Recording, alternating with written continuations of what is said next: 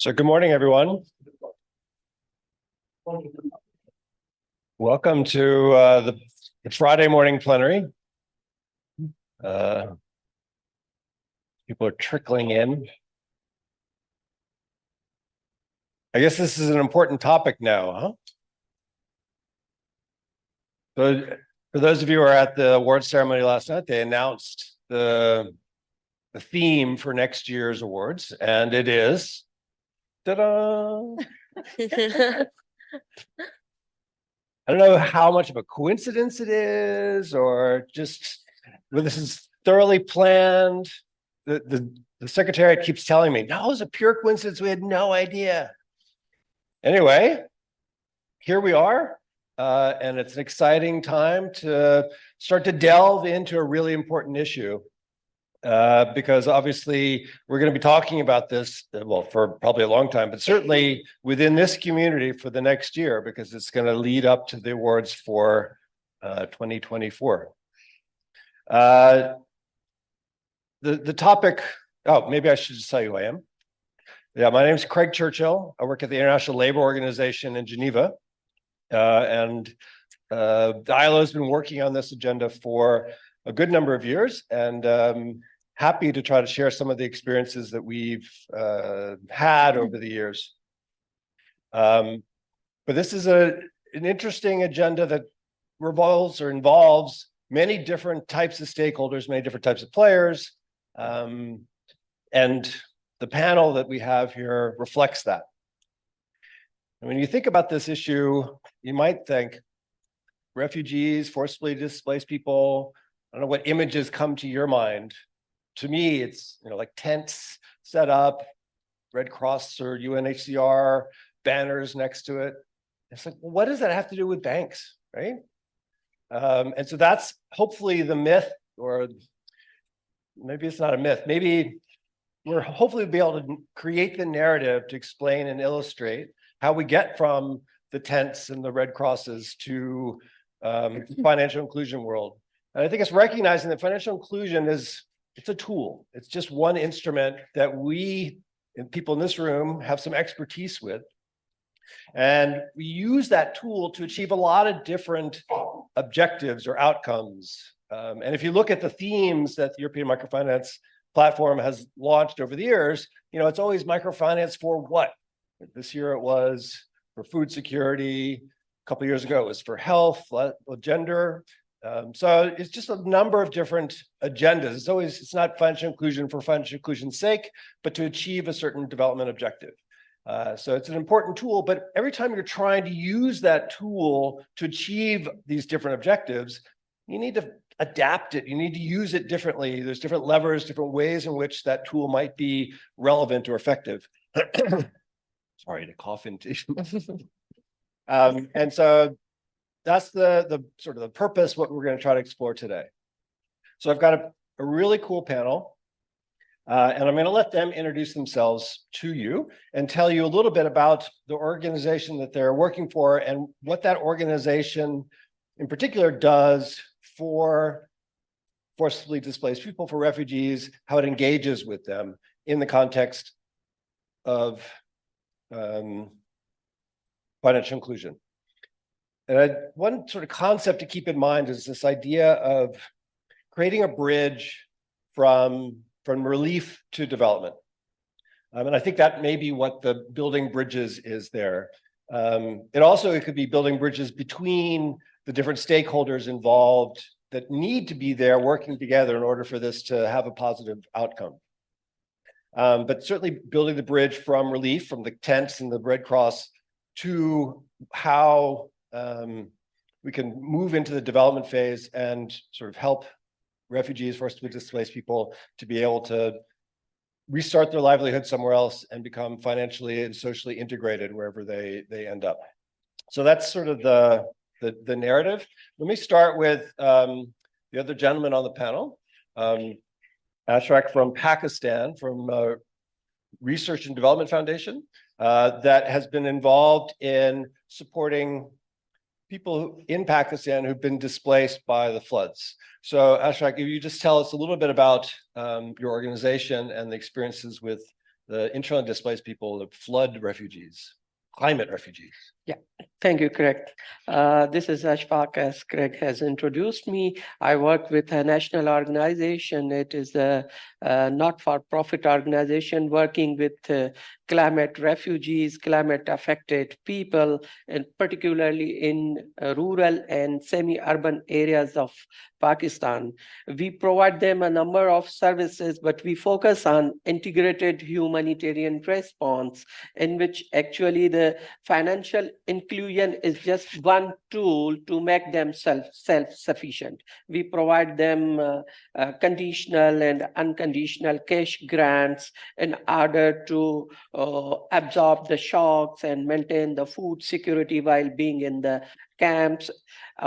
Unconditional cash grants are mainly transferred to the women and orphan-headed families, because they are the first victim of any climate-induced disaster, and since they live in the camp, so they need some financial money in hand to survive while being in the makeshift. And conditional cash grant is basically meant to help them rebuild their infrastructure schemes, housing, so that they should not look at the external assistance again if a disaster comes or hit them. So these are some of the things. And together with these financial services, we in the longer run, when it comes to the development, we link the affected people or refugees with the microfinance institutions, so that they can borrow the loans and other services from productive service providers, so that they can rebuild their livelihoods, assets, and become self-sufficient. We established some protection centers as well, some protection facilities where we settle women and girls, children, so that they can be engaged in productive and recreational activities, because we believe that the women and children are the first victim of any disaster that hit them. Okay, yeah. Great. Thanks, Ashfaq. So Hanadi, you're next.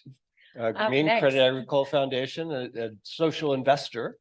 Social investor, exactly. We're an impact investor. My name is Hanadi. I come from Grameen Credit Agricole Foundation. Why Grameen and Credit Agricole? Because it was created as a joint initiative by Grameen Trust and the group Credit Agricole of France. So we do impact investments and we do technical assistance as well. I am part of the technical assistance and partnerships team. Why this topic? Because one of our core values is innovation and just crossing the boundaries, pushing the boundaries of financial inclusion to get to more fragile populations. Refugees are part of the fragile populations. And on this topic, we've had a successful pilot, let's call it in Uganda, in partnership with UNHCR, actually, to work with financial service providers on providing services for refugees and host communities. Every time we talk about refugees, we have to talk about the communities that host them, of course, and not only the refugee part. And this went for, it's ending now, actually, and it's the reason we created this is because we wanted to prove that there is a business case, there is a market there.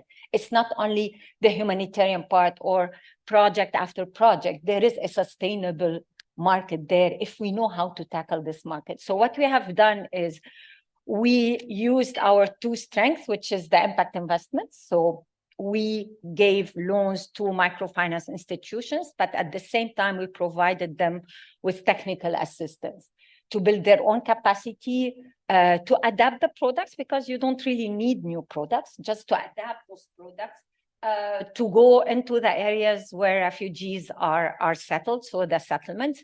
And this was a generous contribution from SIDA, the Swedish cooperation, because they also wanted to take this risk, let's say, to explore this new market with us and with UNHCR. Okay, great.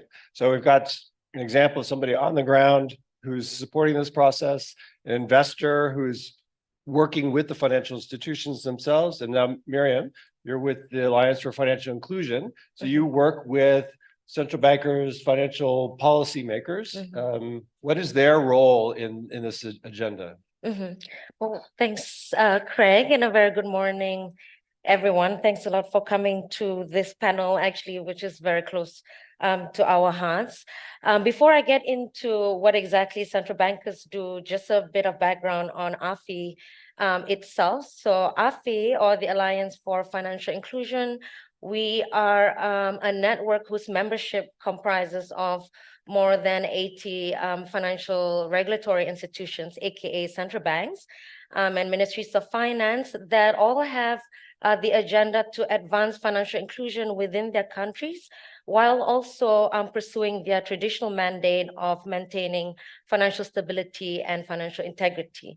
And by financial integrity, I'm referring to anti-money laundering, countering terrorist financing, and countering proliferation financing efforts that the central bank usually has to take forward for us and our financial systems. And this is very important because of what I'm going to share later on how we work more specifically to adjust policies so that they are more inclusive for FDPs. And we work with our member institutions to develop and implement financial inclusion policies that address the country's specific challenges. So it could be the financial exclusion of FDPs, and to make sure that we are addressing the most disadvantaged segments of all our societies, including FDPs. So the role of the financial policymaker and regulator here, we think, is very important.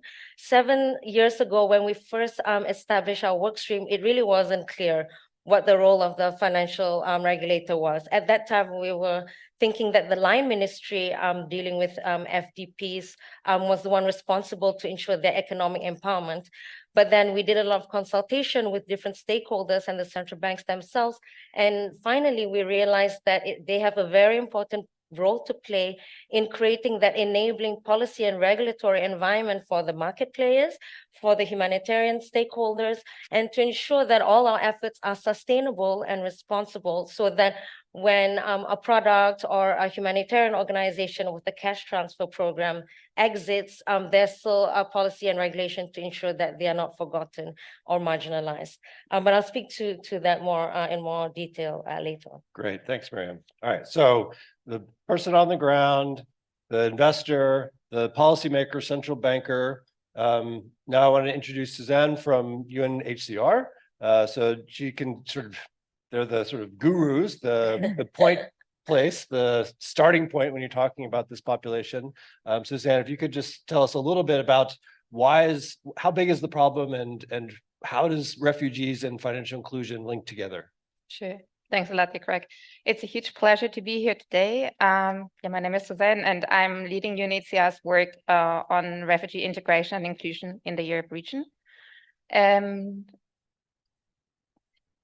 I would like to, before we jump into the topic of financial inclusion, I would like to give you an overall picture, as Craig just said.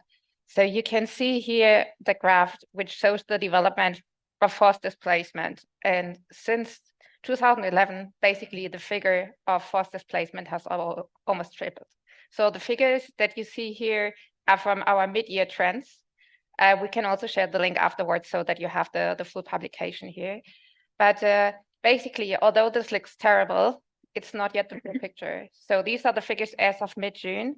But since then, and by the end of September, the figure raised up to an estimated 140 million.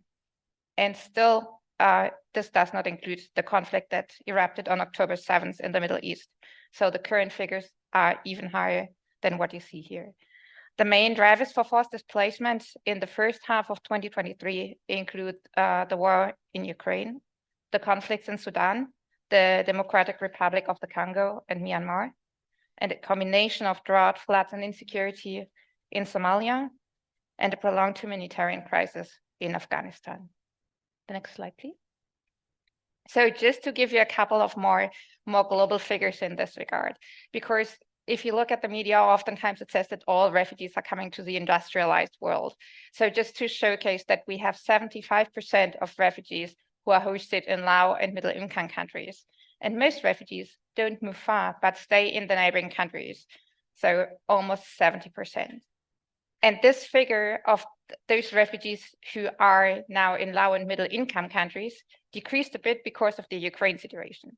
And it proves again that refugees go to the neighboring countries. Because of the Ukraine response, we now have a huge number of refugees who are, for example, in Poland. When we look at where refugees come from, basically half of them are coming from just 3 countries, which is Syria, Afghanistan, and Ukraine. And when we look at which are the main host countries, we have the Islamic Republic of Iran and Turkey, who are both hosting 3.4 million refugees. And then we have Germany, Colombia, and Pakistan. But we can also look at it from another angle. So how many persons in a country are refugees? If we look at Aruba, for example, it's 1 in 6 persons, or in Lebanon, 1 in 7. And if we are also taking into consideration the situation of Palestine refugees who are based in Lebanon and in Jordan, then we would even have 1 in 4 persons being a refugee in these countries. So as you see, the situation in terms of figures is really huge, and unfortunately, it continues to grow. But let's come to the topic of our session and how the issues is linked. So financial inclusion is really indispensable for forcibly displaced persons' economic survival in order for them to rebuild their lives and become an economic agent again in the country where they are at, and not being dependent on aid, which oftentimes is also insufficient for them to cover their basic needs. And it's also a crucial element for them to be empowered, become part of the host community where they are in, and also to contribute to the development of the host community. And at the same time, it can also help support access to durable solutions, whether it's the integration of the host country where they are at, and eventual return to their country of origin when return conditions are safe, or resettlement to a third country. Without access to financial services, refugees cannot be able to, for example, receive a wage, earn a salary through a formal employment. They cannot protect their savings, securely receive or send money, obtain insurance, or access credit. They need to start a business, validate their professional skills, or university diploma, or invest in their education and buy assets. Overall, if refugees don't have access to financial services, their contributions to their host community remains limited, and they continue to be a burden for the host country. So economic empowerment really helps them to be able to contribute to the host communities. And at the same time, financial inclusion also mitigates protection risks. So it reduces negative coping mechanism and can also decrease the risks of gender-based violence, trafficking, exploitation, and abuse. If we speak about, when we speak about what refugees' needs are for financial services, it's important to look at the different phases of displacement, because it's not that a refugee always needs the same financial products or always has the same needs. So basically, we have 4 different phases. The first one is the phase of the arrival, which really very much is linked to the immediate basic needs. So this includes, for example, the demand for survival cash, for housing, for food, for medical services, and often also the need to repay debts incurred during the escape. Then we have the second phase, which is the initial displacement, where people start looking at possibilities to generate an income, to access housing, education, obtain the local language in order to be included in the host community. And this includes access to a bank account for savings, for sending or receiving remittances, micro or consumer credit, and health insurance. Then we have the third phase, which is already when the situation in the country is more stabilized, and which we can, or we call also protected, when refugees will remain in the country for a longer period of time, and where they really try to make a better living and improve the situation they are in. And there, the financial services increase. So everything that I said before is still valid, but in addition to it, we can also add the demand for mortgage or home improvement loans, business loans, transactional accounts for cross-border payments, and remittances and health insurances. And then we have the last phase, the permanence, when the refugee basically has the same needs, financial needs, as the host community. So you can also add pension plans, credit, insurance, transnational services. And if we speak about those refugees who may either be resettled to a third country or return to the country of origin, there are also additional financial services in order to pay for the journey, to have transferable credit histories or transferable pension schemes and deferred annuities. Thank you. Thank you. That's super interesting and a great way of sort of framing this in the context of how big the problem is, where the problem is, and possible ways in which financial inclusion can help to tackle part of the problem. Again, recognizing that this isn't a magic bullet, it's not going to solve all the problems, but it's part of the toolkit that needs to be there. I think it was really interesting to hear the different drivers. So we talked about weather-related drivers, you talked about conflict-related drivers, so root causes of people having to flee, and then the different stages of their next steps. And there's different paths, right? There's paths where they go and then maybe go back, there's go and then become permanent, or maybe there's long-term protracted limbo land. So now back to Pakistan, Ashfaq. The cause in your particular case was a climate-related event, the floods that moved how many hundreds of thousands of people out of their homes. And then, so in terms of those stages, you are mostly working on those first two stages that Suzanne just talked about. Is that right?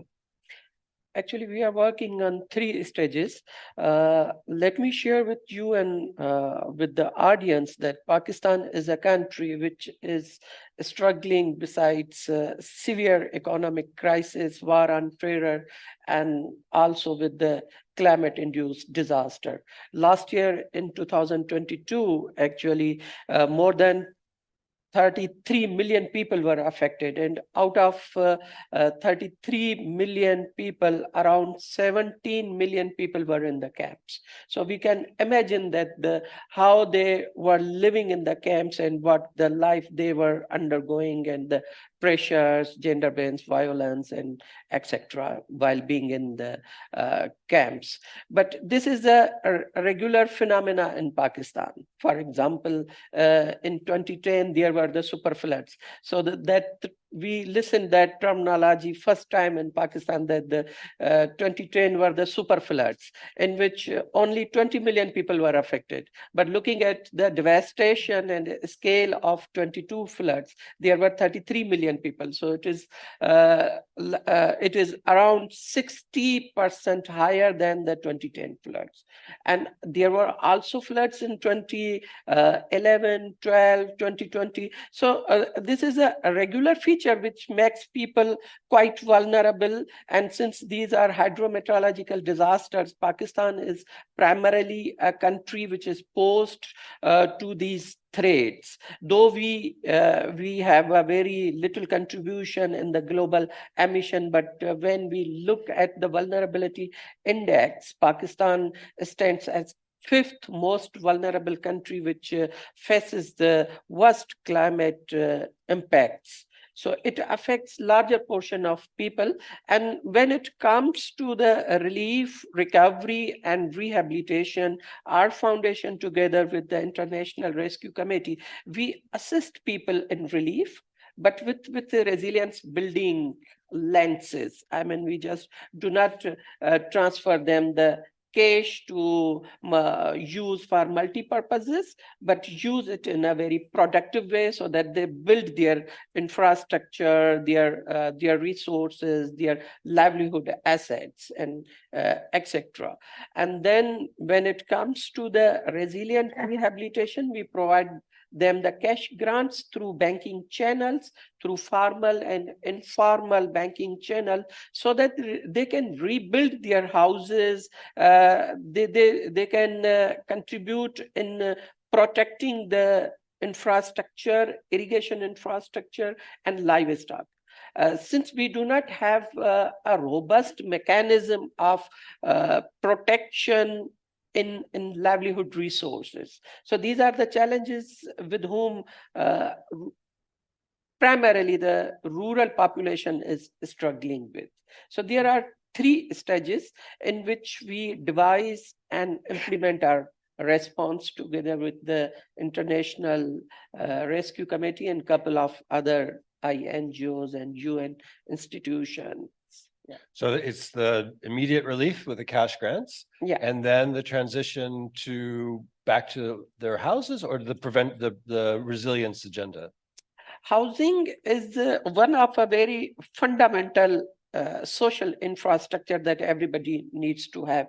Since when we look at the topography of subcontinent, I mean the parts of India, Afghanistan, Iran and Pakistan, their housing structures are quite fragile. So whenever there is a flood, the housing structures cannot resist the extreme flooding. So they evacuate their native places and live into the camps. So that is one factor. Second is that they are dependent on livestock and agriculture, and these 2 livelihood resources are mainly vulnerable to the impacts of climate change. Whenever there is a shortage of water, irrigation in Pakistan, Afghanistan and parts of India, people face the extreme drought cycle. So they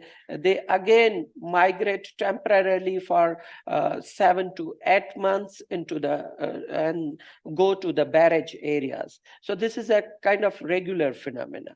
Yeah. Okay. You know, it's interesting. A regular phenomenon. The focus should somehow be on preventing it from continuing to happen each time.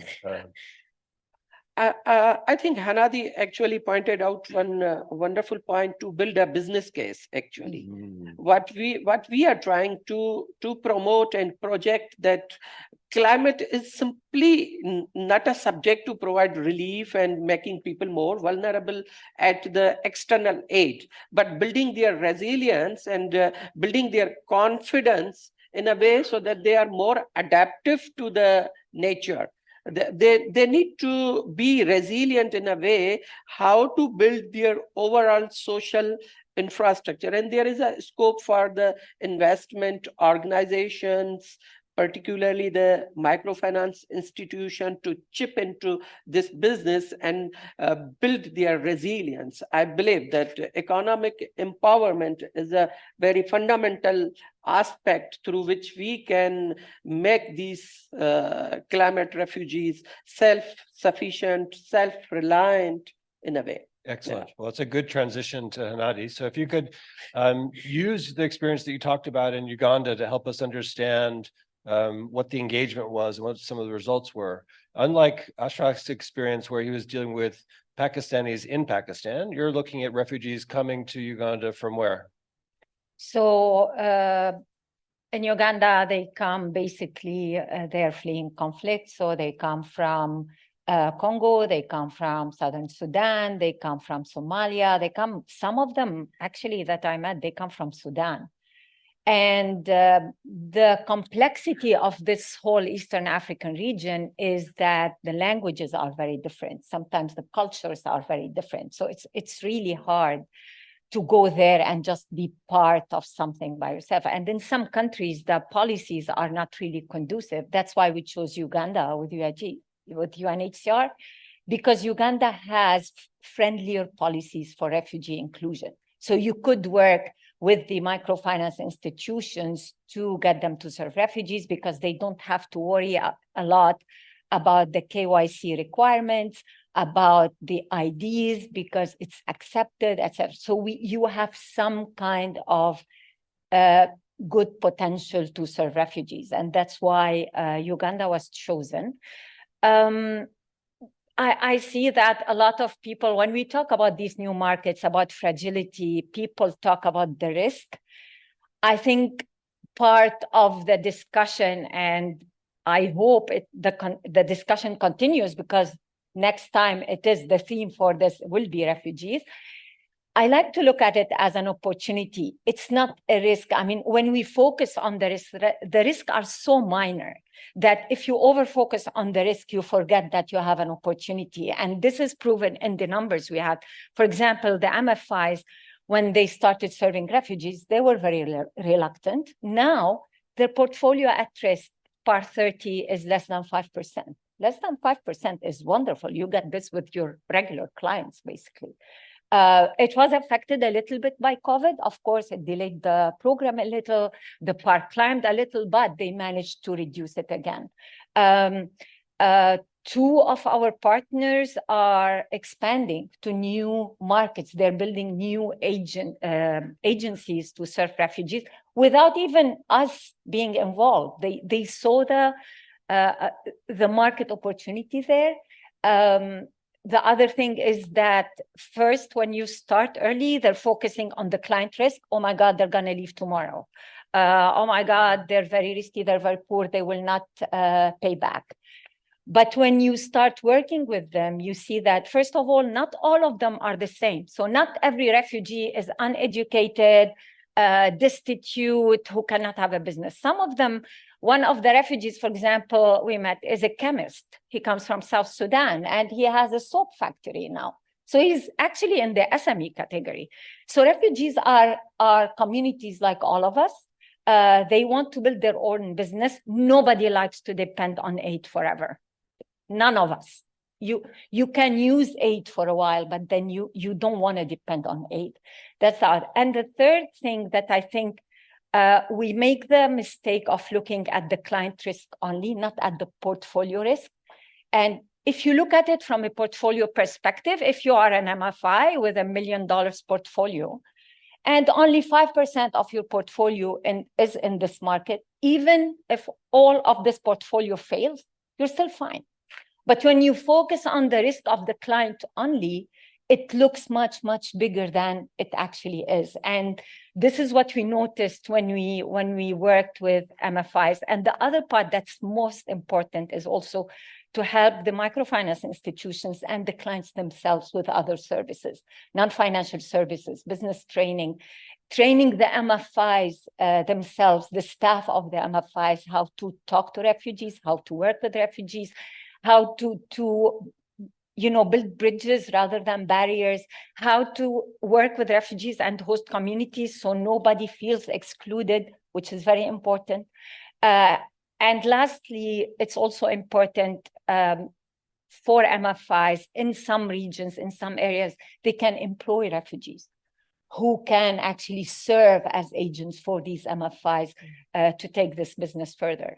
So in summary, it's an opportunity, I think, not at all a risk.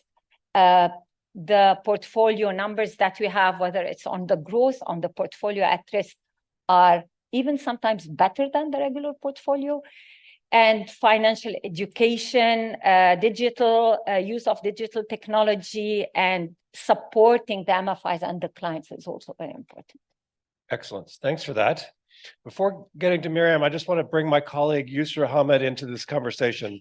We're supposed to have another person on this panel from Iraq, but apparently it's really difficult to get visas if you're an Iraqi to come to Luxembourg. Even if you're an Iraqi government official, or maybe because you're an Iraqi government official, I wasn't clear if that was an obstacle or not. So the ILO has been working, well, I'll let you explain.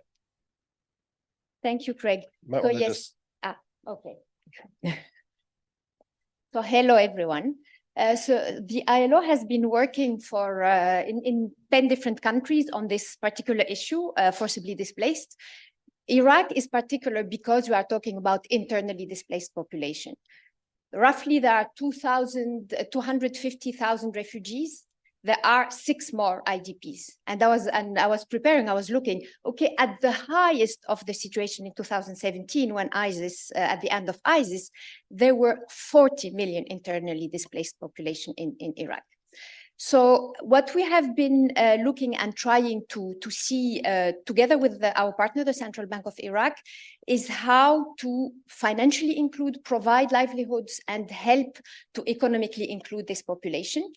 One of the what we have realized, of course, is that the country, and this is also a trend in the countries where you find internally displaced displacement, is that the countries themselves are suffering from political unrest, economical fragility, social fragility. So they are already, the overall situation is not extremely conducive for economic integration, not to mention financial integration and financial inclusion.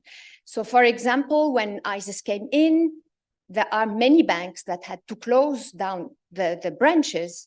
Savings were completely depleted and gone. So the trust and the relationship between the population and the banking sector and the financial sector in general in Iraq was extremely, extremely low. The entrepreneurial spirit as well, because of all of these years of issues and of political unrest, also the entrepreneurial spirit was extremely low. So it was a quite complex situation that we had to work with together with the different partners. So we devised together with the central bank a financial inclusion strategy for hosts and the internally displaced population, as well as returnees, because there is also this term of people that after the displacement, they go back to their homes.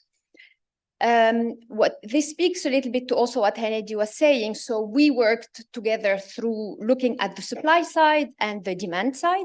So together with the financial service providers, the banks, so we have 3 partner banks, looking at understanding what is this population, having a market research, looking at their needs, looking at their realities, and then adapting an SME loan product for them. And then working with these SMEs and these internally displaced so that they are closer to the financial sector, so they trust more the financial sector. So financial education, entrepreneurship training. And what was extremely interesting, and I think this is also what the partner banks were saying, is that when the banks themselves were training this population, so the trust that was one of the big issues was established there. They got to know them, but not only that, but also they got to establish a rapport with them. So what I can say is that today, the banks, they have a portfolio of $2 million US dollars in loans for this particular population, with not 95% reimbursement rate, but with 100% reimbursement rate. And this actually created a complete shift, not only for the IDPs, but also for the overall market for banking serving the SME market in Iraq. So it is a positive externality. So there was an issue that the central bank tried to resolve, which is financial inclusion of internally displaced population, which also brought an external, a positive externality that is also providing and helping banks to understand the SME sector for the overall Iraqi economy. Great, thank you for that. So just thinking about refugees versus internally displaced people and the different needs and challenges that may inhibit access to financial inclusion or financial services. Miriam, the work that AFI's been doing and your members have been doing to try to overcome those barriers. Can you just give some details about that? Yeah. Like I mentioned in my introduction previously, more broadly, the central banks, their role is to create this enabling policy and regulatory environment so that people like my fellow panelists and their organizations can do their important work with ease. So there are 3 important ways that we do this. First is data. So unfortunately, in most of our member jurisdictions, and there are 33 of them out of that more than 80 I mentioned that have FDPs residing within their countries, the FDP population is essentially an invisible economy. The regulator does not see them. There is no data. So since we're the financial inclusion community here, I guess we're all familiar with the Global Findex database. You realize they don't cover FDPs. FinScope surveys in Africa don't cover FDPs. So this is something that we're trying to address so that our policies and regulations and the important initiatives are properly targeted and not just given mainstream products and services. Because as we know, FDPs have very unique financial inclusion needs and also specific vulnerabilities when it comes to data protection and so on. So when we work with the central banks in our network, we promote the collection of sex and age disaggregated data so that there is a baseline and the level of financial inclusion of FDPs in that country is established. And we use demand side surveys, we use supply side surveys, and we do policy and regulatory reviews. And that helps us understand them better. And also helps the regulator understand who exactly is an FDP in their country. Is it a refugee? Is it an IDP? Is it both? Do we want to address both? Do our policies and regulations make sense for both, or are they very different? So it's very important that we address this data gap. We've done this recently with the National Bank of Rwanda, with the Ministry of Finance in the Kingdom of Eswatini and the Central Bank in Mauritania. And now now that they've conducted sex and age data, they've done like sex and age data collection on FDPs in their jurisdictions. Now they're mainstreaming this process in their broader financial inclusion diagnostics and data collection exercises. So they're no longer left behind, and it's not just an add-on for FDPs, but they are included in the efforts. So that's one data. Second is enabling customer due diligence framework. Hanadi also mentioned Know Your Customer. So an enabling or tiered CDD framework will allow, for example, the use of UNHCR ID to satisfy CDD requirements by the banks. Financial policymakers and regulators, they do this on a broader policy level. So they conduct something called money laundering, terrorist financing, and proliferation financing risk assessments that usually establishes or informs the tiered CDD framework in all our countries. So this is the way that you do it. And then that usually cascades down to the regulated entity of financial service provider. Now, it's not that easy because sometimes we do have a tiered CDD framework so that banks can say, okay, the refugee can use a UNHCR ID to certify to become onboarded. But usually, even with these flexibilities in the framework, FSPs or financial service providers are not motivated to use these because they fear that they will be fined. They fear that the regulator will get them into trouble or they'll lose their license because there's no regulatory clarity from the central bank. So that's another thing that we try to work on, creating that enabling CDD framework, but then providing that needed regulatory clarity and also incentive to that financial service provider so that they are encouraged to offer financial services to FDPs. Third and final point I wanted to share when it comes to central banks and their role in this is ensuring that digital financial services are properly leveraged to also include FDPs in the country. So like I said, 33 countries, actually only 6 of them really actively work on FDP financial inclusion now. But all their national strategies and policies for DFS or digital financial services, like their national payment strategies, their national fintech strategies, all of these currently are very silent on the issues of FDP. They don't, so, usually your financial service provider will look at the strategy and they say, okay, we're going to implement this. We're going to say we're going to take on what the regulator is telling us to do. We're going to implement it and offer these services. But FDPs are not there, even if there's a sizable population of FDPs in that country. So we go back to that data step that I spoke about. We collect that data, then we create this enabling framework, but then we also try to include them in all these other broader national strategies and policies for the citizens so that FDPs are also addressed. And when we do this as well, when we do the DFS part of it, the consumer protection and digital financial literacy bit is also included in that. Because it's not enough to offer a mobile wallet if they're just going to cash in and then cash out. No, that's not financial inclusion to us. Financial inclusion is creating savings, is creating a good creating good financial habits, being able to create a credit history, access credit to start a small business, and so on. So it's not just a transfer, I go on and that's that. So I'll stop there. Those are the three main things that. Those are great. Thank you. So a lot of the basics are relevant regardless whether you're targeting refugees or forcibly displaced people or sort of underserved communities, but there are some unique features for refugees. Maybe just shifting gears a bit and thinking about the different geographies. We've been talking mostly about developing countries, refugees from one developing country into another one. But Susanna's been working a lot in Europe, looking at refugees that are in Europe. And it would be great to hear how they're being financially and socially included. Thanks, Greg.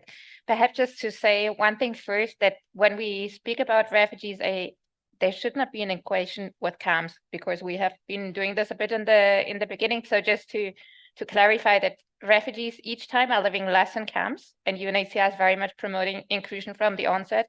And if we're looking, for example, on the Americas or in Europe, refugees are living in urban settings and have access to services. Of course, oftentimes, unfortunately, not at the same level as nationals, but it's not that refugees are in camps, but they are really part of the society in the country where they are at. But looking specifically now at Europe, Mariam has already explained the need for an enabling environment, and also Hanadi, in terms of being able to access rights and services. In Europe, we have a rather enabling legal environment, a legal framework. So refugees and asylum seekers receive documentation from the governments. It's not an UNHCR ID, but it's coming from the government. They have the right to work, and they also have the right to financial services in principle, though it's not always explicit. So not necessarily in the law, there's a direct reference to refugees or asylum seekers that they have the right to financial services, and this already creates some difficulties for financial service providers, because they don't really know what is the legal framework in this regard. So customer due diligence affects refugees, even in Europe, and especially refugees from higher risk countries. And with the increasingly restrictive measures, when we look at anti-money laundering and countering the financing of terrorism regulations, it is even the case that access to financial services of refugees is reducing in some countries, like, for example, in Serbia, where before it was quite easy for refugees to access bank accounts, and now it's getting each time more difficult. In addition, oftentimes the documentation is not recognized, because even if it's documentation from the government, the ID looks different than the ID of the nationals in many cases. So financial service providers don't necessarily know that this ID gives you the right to access financial services. In this way, again, refugees may be excluded because their documentation is not recognized. And this particularly affects asylum seekers, because in their case, it's even much more often that they have specific documentation. And in addition, oftentimes also financial service providers request a passport in addition to the ID in the country. And many refugees don't have a passport or don't have a biometric passport. And this again can create difficulties in accessing financial services. Of course, there are also very good initiatives, and the just released guidance from the European Banking Authority that specifically tackles the issue of refugees, and speaking about how refugees can specifically access financial services, and how documentation issues and also the issue of having a residency can be tackled in order to facilitate access to financial services, is a very good advancement. And we very much hope that this new guidance really trickles down and ensures that national banks support the access of refugees to financial services throughout the European Commission. But we are also speaking about refugees in non-EU countries where this is not necessarily implementable. So there is still much more to be done in the European region. We do have quite a few financial service providers and also national banks, NGOs and others who are quite active with regards to facilitating access to financial services. So many have, for example, translated the information on how to access financial services in the key languages that refugees speak in order to facilitate access. There have been campaigns, there have been engagement from the national banks in order to educate and build capacity of financial service providers in order to to access financial services, and also from some commercial banks who really saw it as an opportunity and a business case to support refugees' access to financial services, but also sometimes as part of their ESG in order to ensure that refugees may be able to access at least basic bank accounts. But there's much more that can still be done in the region. And for example, setting a holistic framework for integration that also prominently features financial inclusion is something that can really help to support refugee entrepreneurship, because oftentimes the focus is only put on refugees' access to employment. And we do have a huge potential of refugees with an entrepreneurial profile. If we just look at refugees from Ukraine, we have 11% of refugees from Ukraine, as per UNHCR's last intention survey, that have an entrepreneurial profile, but at this moment, only 1% of refugees from Ukraine is running their own business. There's also the need to still enhance and increase awareness among the financial service providers in order to understand refugee issues, in order to also explain what is the business case and why it is beneficial to support refugee financial inclusion. Multilingual materials are still needed, so we have some good experiences, but still there's much more that needs to be done in the region. And as a financial service provider, you can also request assistance by the national banks in order to ensure that there are clear regulations with regards to CDD and how this can be balanced with refugees' access to financial services. We are promoting this from the UNHCR side, but we also need financial service providers to step in and also support this request in order to really facilitate a more enabling environment. The direct engagement with refugees is also key, because when you want to develop solutions, you need to make sure that it takes into consideration the profiles and needs and potential of refugees. And through a direct dialogue, it's much easier to develop targeted solutions. From the UNHCR side, we are also supporting in this regard. So if anybody is interested in looking how to bring in refugees in the solutions, we're more than happy to facilitate this. Offering business development services, as Mariam was saying, that are targeted to the refugees' profiles and also include information, for example, on the local context for newcomers, is very useful in order to really ensure that the business of refugees can be successful.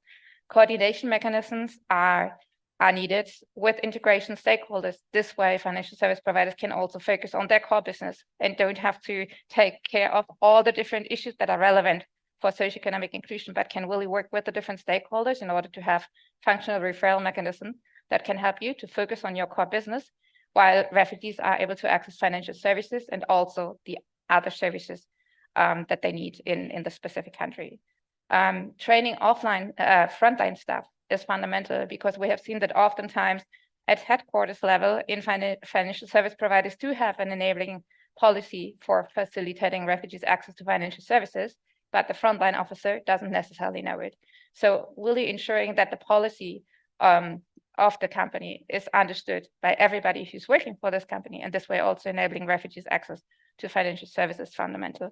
I think, Mariam, you mentioned also the hiring refugees directly in the financial service providers in order to also break the barrier, facilitate access to services in the right language, and this way overcome language barriers, but also understanding the business case and also helping the organization to understand new market opportunities is fundamental. It can also be useful to participate in networks with like-minded financial service providers to exchange good practices and lessons learned.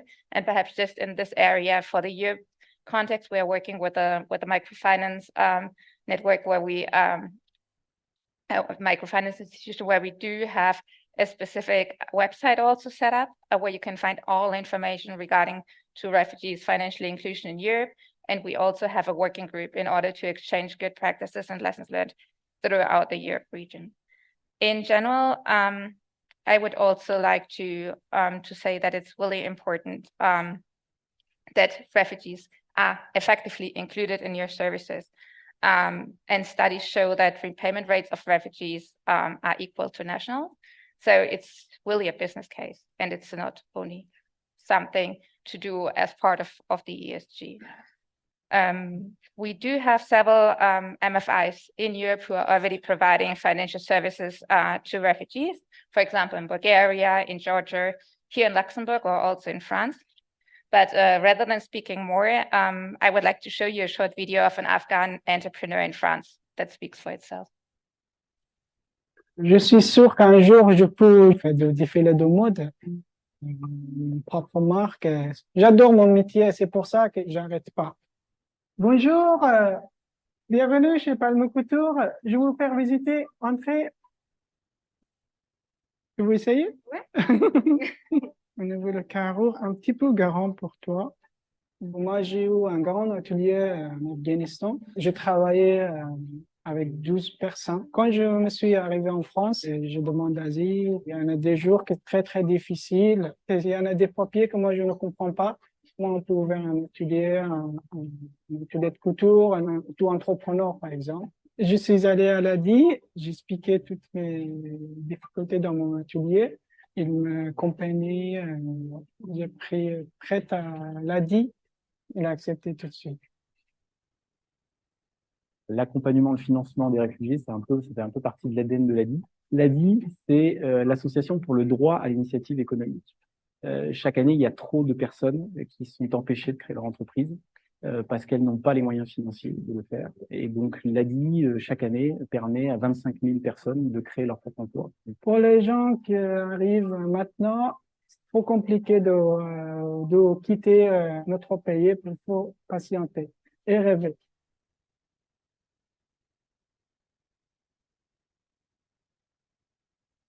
Great, Suzanne. Thanks for that. So it does help to illustrate this image that, we shouldn't be thinking about the camps. We should be thinking about, well, certainly the heterogeneity of refugees. They come from lots of different backgrounds, lots of different experiences, and many of them have the potential to start their own jobs if they're given, or start their own businesses, if they're given opportunities. And so seeing how we can facilitate those opportunities. So that's a great example. I want to just start with asking a couple questions, but you can also be thinking about questions that you might have. So we've identified a number of challenges. We've talked about the ID problem. We've talked about the perceived risk of this target group, the need for sort of financial and non-financial services to go hand in hand. What are some of the other challenges that you want to highlight that we haven't maybe emphasized enough?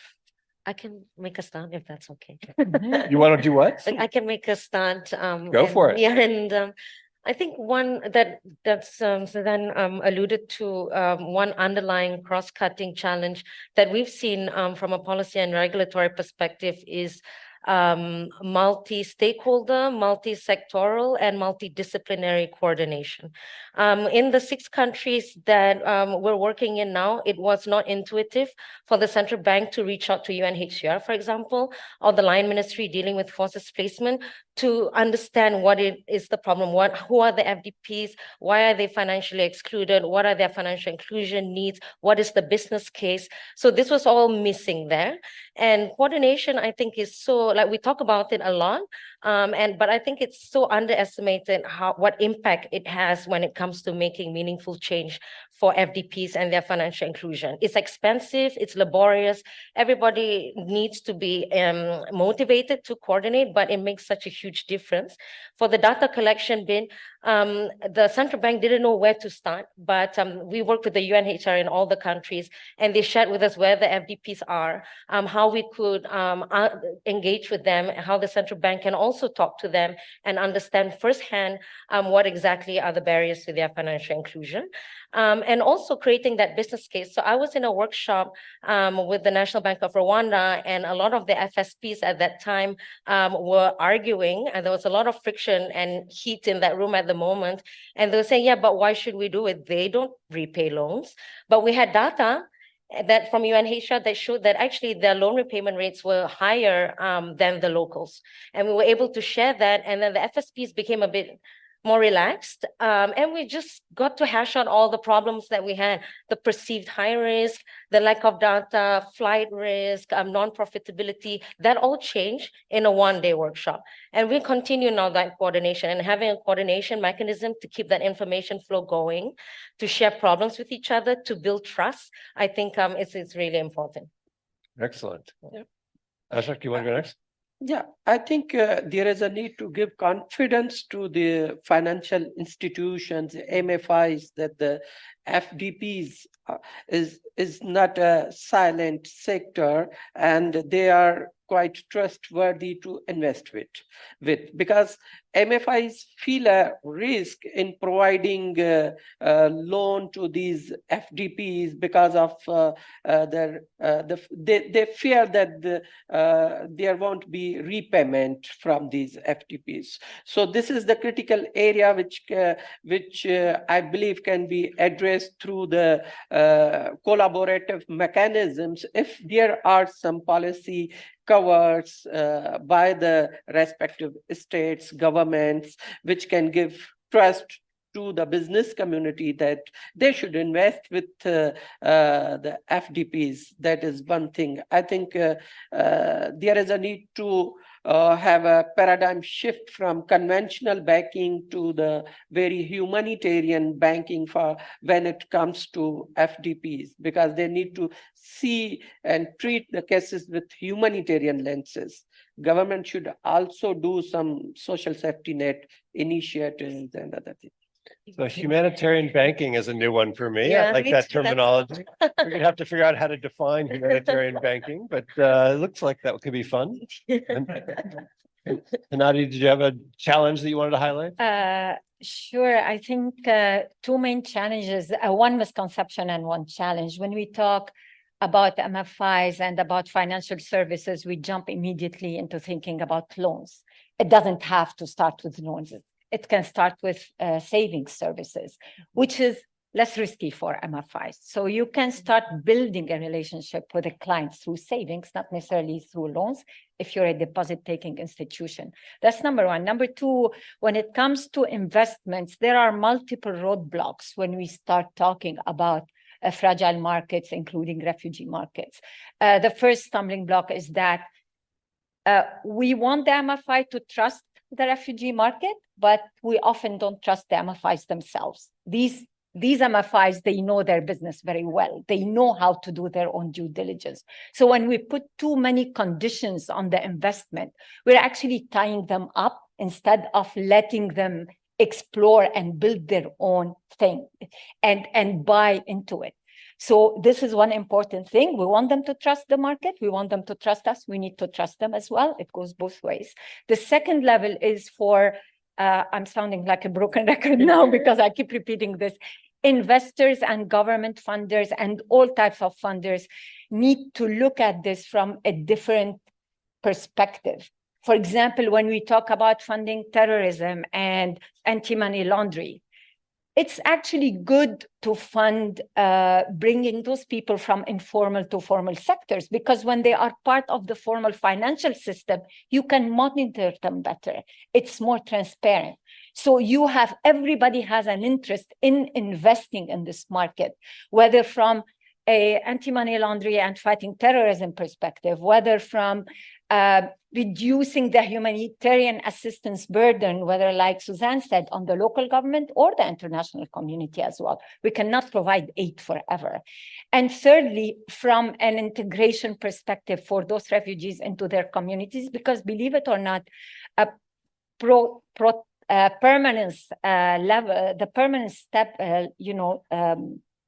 that Suzanne mentioned is really a thing. Some people stay 30, 40, 50 years. Some of them don't want to go back if they build a business in their countries. I spoke with one Sudanese refugee in Uganda, and she now has an NGO, actually. She's an activist for refugee financial inclusion. And I asked her if she wants to go back to Sudan. And she said, well, I raised my kids here. I have nothing there. I go visit, but I want to stay here. So this is very important as well for us. And the third part is always, when it comes to innovation, when it comes to fragility, we have, as Mariam mentioned, to work together, the humanitarian side and the development side, because we talk a lot about the humanitarian development peace nexus. Well, this is a real implementation of that. So if we look at it from this perspective, we want people to move to more sustainable access to services all the time, and formal access to services, because it promotes transparency as well. And one additional element, perhaps I agree with everything that has been said, but perhaps it's also important to put more focus on inclusion really from the onset, because oftentimes access to financial services or to socioeconomic inclusion comes too late, and we're really using time and potential of refugees. Yes. If you're in a situation where you're completely aid dependent for 1, 2, 3, 4 years, then it's much more difficult to be able to be empowered and be able to contribute to your community. So it's fundamental to really start from the beginning, perhaps not in phase 1 where we really have the humanitarian needs that need to be covered, but as of phase 2. So after a couple of weeks, we should really start looking at inclusion. How can refugees be empowered? How can they be part of the economic ecosystem of the host community in order to be able to contribute and also being able to rebuild their livelihood? Okay, good advice. In terms of innovations, things that are helping to overcome some of these challenges, is there anything that you want to highlight that you want to let people know about? Yep. Yeah. I think there is a scope for business community to invest in the climate subject. What we have been witnessing or seeing that usually climate financing is limited to promotion of the solar energy, but there is a great scope in investing in the resilient infrastructure building in climate sensitive areas. There is a scope to invest into the solid waste and using waste for the recovery purposes. And there is also a scope for the business community to invest in the organic input, agriculture input market. So diversifying market is something which the business community and this financial sector can look at. Okay, good.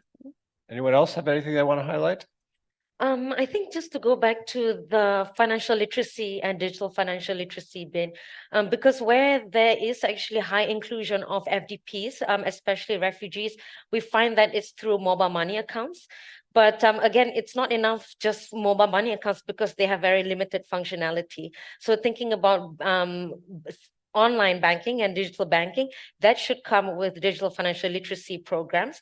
And we've seen a lot of innovations from humanitarian stakeholders, actually, like the IRC and the private sector, and the GSMA, for example, where they've developed lots of digital financial literacy programs where FDPs can actually learn much better how to use different digital financial services. And I think that's something we should keep working on. Okay, so interesting sort of connection there between the digital finance world and the refugees problem or issue. I'm happy to open it up now to questions from the audience. Sure, and we'll start with a question from the online audience. Oh, excellent. So it's a question from Laura Cordero to Anadi. Did FSPs in Uganda introduced any specific risk management measures at client assessment phase under your pilot? For instance, use of alternative data as a complement or other adjustments in the credit appraisal process or in product features?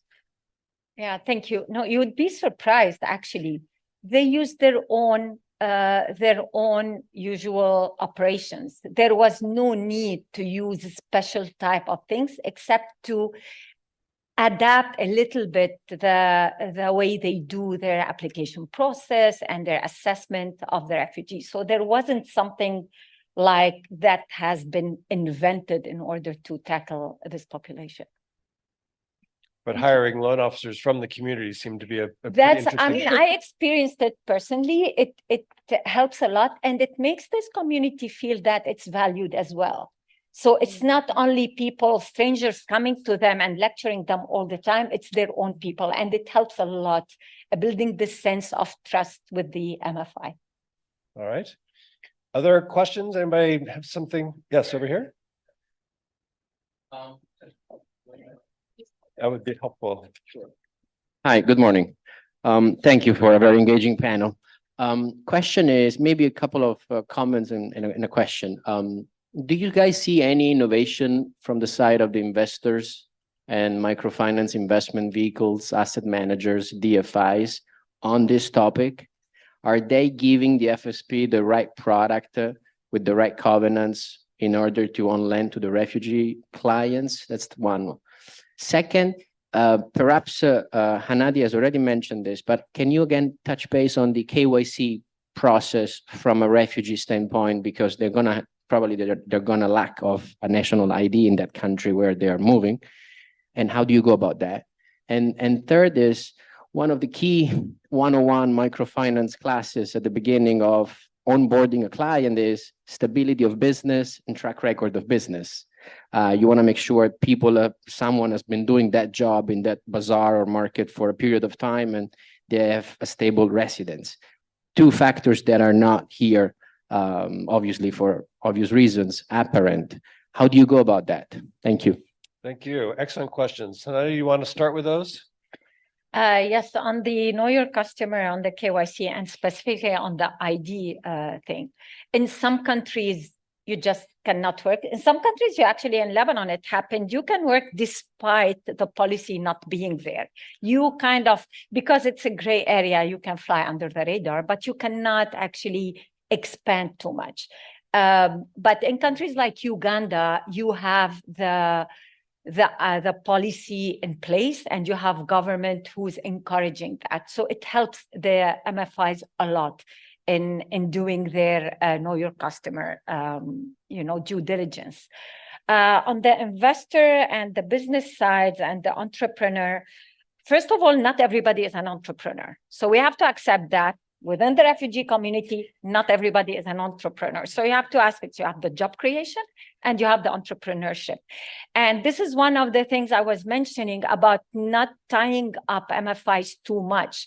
Where did this last dollar go to serve who? It's very hard for them to understand the market if we put too many shackles on them, if we don't let them do their work. And when they do their work, they can actually segment this market pretty well. For example, in our project, what we did is we asked for targets on non-financial services and financial services. So not only the number of clients, but the number of people who were part of the training sessions, part of the digital literacy sessions, because it helps a lot in developing this market as well. From the investors and the DFIs, sadly, I mean, they're all interested, which is really heartwarming, because a few years ago, they would not even listen to the refugee issue. They're all interested, which is great, but I think they need to step out of their comfort zone. You cannot have a risk matrix and you hide behind it and you still want to do innovation. It doesn't work. You have to risk, you have to take more risk, and you have maybe to adapt your risk matrix a little bit. It's fine, like you mentioned yesterday, if you get to 7-8% par in some particular market, you don't have to be perfect. Exactly. So, yeah. And in terms of the recognizing their experience from their home community, that if they'd been running a business somewhere else, then, you just want to take that into consideration. Yes. Like the example from the video, he had a business in Afghanistan, 12 employees, whatever. Excellent. All right. I want to wrap up by asking each of you if there's any recommendations that you have for any of the stakeholders in the value chain, sort of really short, sweet, to the point, make it strong, powerful. Let's start with that end. I think it goes back to the collaboration and coordination bit, because again, it's not intuitive for us to coordinate with each other, really. I think for people here in this room, yes, it is, but at the country level, it really isn't. So from a policy and regulatory perspective, please don't be afraid of your central bank. Please go up to them with your data, with your humanity, and tell them, look, this is what we have. These are the FDPs in our country. They're not a burden. Let's include them and let's give them an opportunity to contribute. So I think that's excellent takeaway. Hanadi? For me, it's sustainability, sustainable access, not only access. Access is great, but when you give people access to something within a project and the project ends and you just take this access away, it's actually worse. It puts people in a more drastic situation than they were. Sustainability is key, sustainable financial services. That's why working with local entities, with MFIs, even if you have an international project that comes to the country, try to link it to MFIs, try to build bridges with the local. Okay, back to MFIs building in the country. bridges. Bill Bridge, yeah. All right, Ashfaq.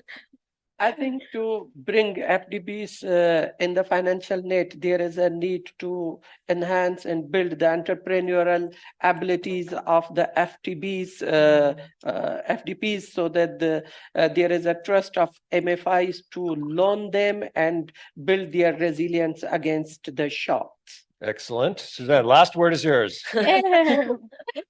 So I think it is fundamental that you don't start from scratch. I mean, you have seen there are so many experiences already out there, so many good experiences and also lessons learned that you can build upon. So don't start from zero, but connect with those who are already working in this regard and help contributing to building the global business case in this regard. And also support monitoring and evaluation and the sharing of good practices. I think there's much data out there, but we still miss quite a bit of data. So also bring this to the attention of the national banks and the regulatory bodies and the national governments in order to really obtain the disaggregated data, be able to segment the right clients and be able to develop the products that are needed in order to enhance financial inclusion. Thank you. Excellent. Well, in terms of sharing experiences, that's going to be what the European Microfinance Platform is going to be doing over the next year, because this is going to be a high priority for the network. And hopefully this time next year, you'll have lots of experiences on this topic to be able to learn about. In the meantime, join with me to appreciate this wonderful panel. Thanks, everybody.